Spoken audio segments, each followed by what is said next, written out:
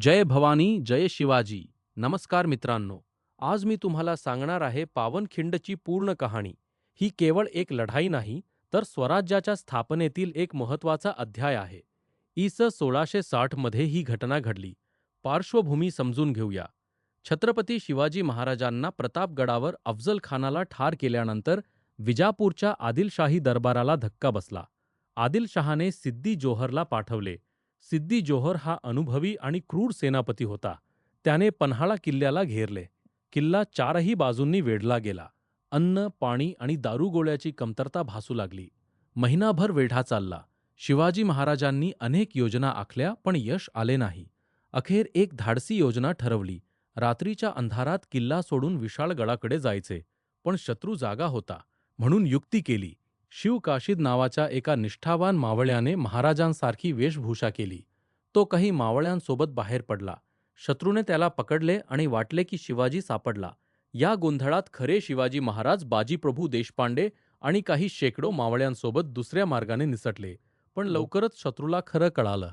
सिद्दी मसूद, जो जोहरचा जावई होता, त्याने मोठ्या सैन्याने पाठलाग सुरू केला. शिवाजी महाराज पळत होते.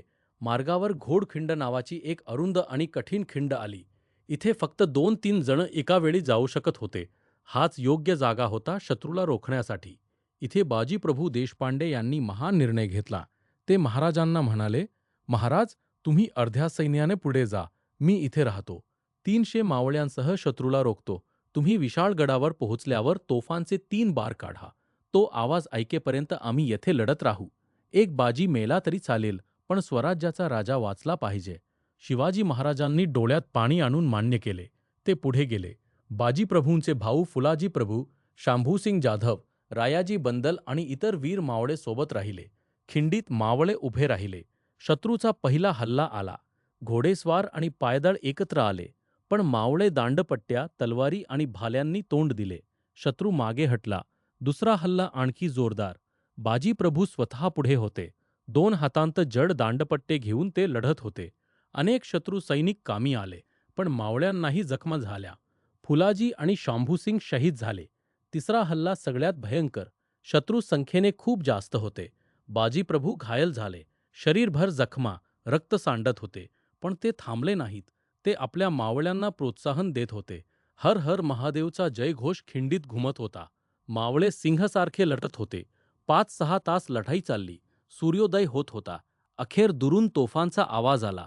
विशाळगडावरून 3 बार. शिवाजी महाराज सुरक्षित पोहोचले होते. बाजीप्रभूंचे चेहऱ्यावर समाधान दिसले.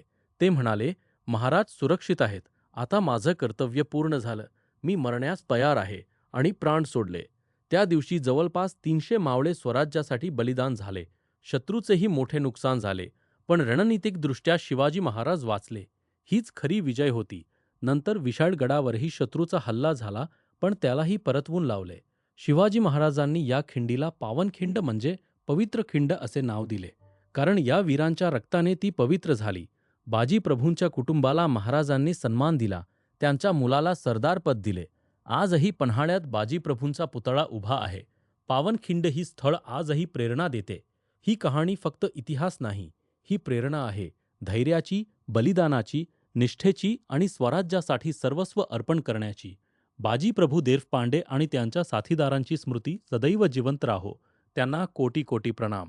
जय भवानी, जय शिवाजी. हर हर महादेव.